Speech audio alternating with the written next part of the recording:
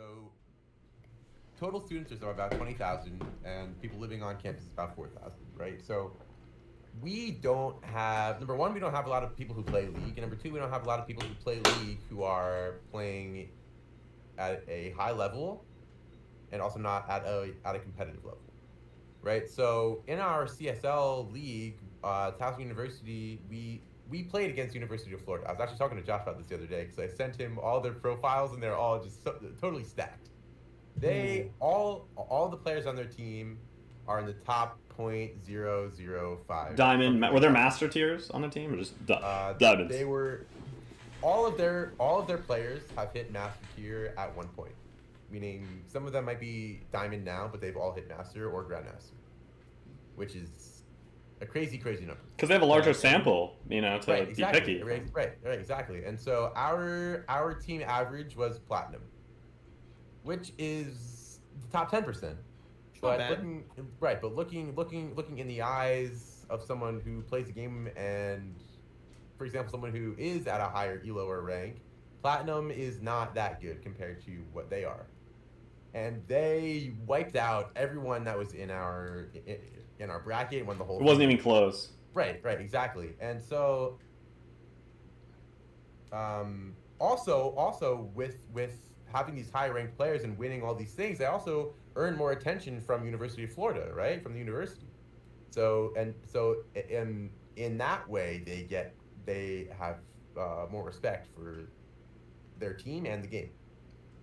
And so what I want to see for my team is I'm not even asking for my team to be all master grandmaster players.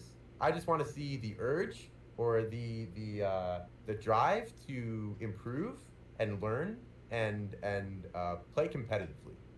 Oh, and I see a lot of parallels in fraternities. Rushing the recruitment for fraternities. Now this can apply to companies or any type of organization that needs to recruit people with similar mindsets and similar values. However, this is more relevant because we were in the same national fraternity, but this especially applies because you're not going to have a bigger wild card and melting pot of people in the entire world than on a university campus.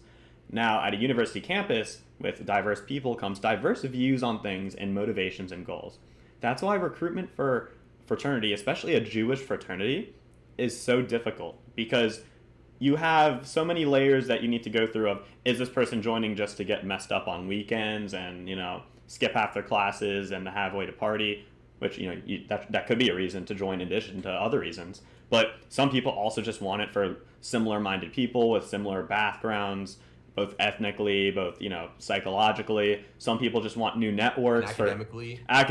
Some people just want networks for jobs, right? Now there's all these reasons, and then there's deeper reasons. Like, do you want to grow as a person each time you have a conversation? Do you want to learn about something new? Do you want to laugh at something they could do with their butt cheeks or something like that? Can they here, EJ, can they butt chug like a keg upside down? Yeah. Stuff like that. So we talked, so pretty much here's how it's similar. Recruiting for your team, Owen, and this is something that might, give you new perspective. So with a fraternity, when you rush, you can rush the wrong people, but that's okay. However, you cannot start inducting and then pledging the wrong person. Quantity breeds quality. So you want to have as many people interested as possible in League. If let's say you have a school where 200 people play League of Legends, even if it's casually and competitively, you want to have at least all of them interested and then message you or go to events. And then you want to then cut and filter down what you're looking for, especially as a founder. Only the founding people can decide what a club does. So assuming, you told me that you were a big part in this club founding, or in this org founding, with the greater esports team. And your mindset was, we have fun, but the reason we're playing is because we want to get better through actually playing these tournaments. And you said a big issue was a lot of, your team, you love them to death, they're awesome. But sometimes you feel a little off base when, even times you want to buckle up and get serious about improving from a game, you can't take that seriously. It's not the right environment. So having the right people after you bring all the wrong people is a great way to go with Rush. And I feel with a game with League where it's hard to get that sample size. See, your school, you don't have much wiggle room.